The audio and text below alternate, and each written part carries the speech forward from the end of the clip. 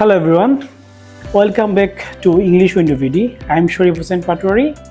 Very much happy to be here to present another video on appropriate preposition or group verb. You know, using preposition with verb very much important to write, to be skilled on writing. If you want to be free on your freehand writing, you need helping from your appropriate preposition. So who are strong on using appropriate preposition, he or she can write many sentences when he or she is writing a paragraph or composition. So my dear students, let's start our class.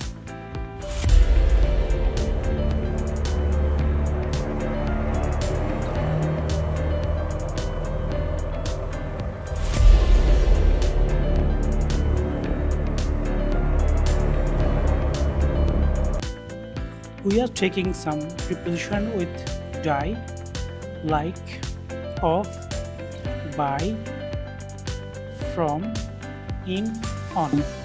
এই সকল আমরা প্রেপোজিশনগুলো use করে আমরা আজকে দেখব Dyer সাথে আমরা প্রেপোজিশনগুলো use করলে কিভাবে এই ওয়ার্ডগুলোর অর্থ একেবারেই পরিবর্তন হয়ে যায়। সেজন্য যদি চাও যে তোমার রাইটিং স্কিলটা অনেক বেশি তুমি রিচ করবে, আজকের ক্লাসটি তোমার জন্য অনেক গুরুত্বপূর্ণ। প্রিয় শিক্ষার্থীবৃন্দ, আমরা প্রথমে দেখি ডাইয়ের পর যখন আমরা অফ ইউজ করি তখন কি হয়। When you are using of with die, it can give you meanings of cause or reason of death. এটা তোমাকে মৃত্যুর কারণ জানাবে। যেমন she died of cancer, সে ক্যান্সারে মারা গিয়েছে। দ্যাট মিনস ডাইয়ের পর যখন আমরা অফ ইউজ করছি এটা মৃত্যুর কারণ বলেছে, died of cancer. নাও এখন আমরা দেখি we are taking another word from. Dyer সাথে from শব্দটা নিলে it gives you another meaning.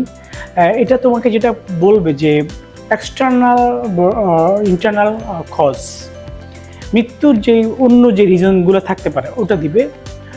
যেমন একটা সেন্টেন্স দিচ্ছি, she died from overeating, সে অতিরিক্ত খেয়ে মারা গিয়েছে, অতিরিক্ত খাওয়ার কারণে মারা গিয়েছে। ওভারইটিংটা মূলত একটা অন্য রিজন। মারা গিয়েছে সে হয়তো অতিরিক্ত খেয়েছে কিন্তু মারা গিয়েছে সে হার্ট অ্যাটাকে, অতিরিক্ত খেয়েছে কিন্তু সে মারা গিয়েছে স্ট্রোক করে, এরকম একটা রিজন বোঝাবে।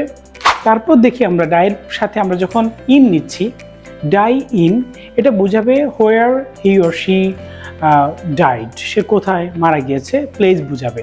দ্যাট মিনস ইন ইউজ করলে মৃত্যুর যে জায়গাটা সেটা বোঝাবে, place or circumstances. He died in the war, সে যুদ্ধে মারা গিয়েছে। এই সেন্টেন্সটা খেয়াল করো, he died in the war. নাও আরেকটা আমরা প্রিপোজিশন নেই, ডায়ের সাথে যখন আমরা অন ইউজ করব, অন ইউজ করলে তখন বোঝাবে মৃত্যুর তারিখটা, মৃত্যুর তারিখ। ডায়ের পরে যখন আমরা অন ইউজ করব তখন খেয়াল রাখবে এটা বোঝাবে মৃত্যুর তারিখ। He died on his birthday, সে তার বার্থডেতে মারা গিয়েছে, মানে যেদিন সে জন্মগ্রহণ করেছিল ওই তারিখেই, অন্য একটা বছর ওই তারিখে সে মারা গিয়েছে।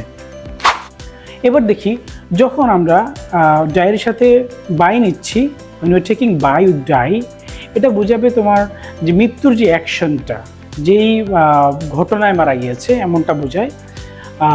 যেমন দেখো, হি ডাইড বাই অ্যাক্সিডেন্ট, সে দুর্ঘটনায় মারা গিয়েছিল।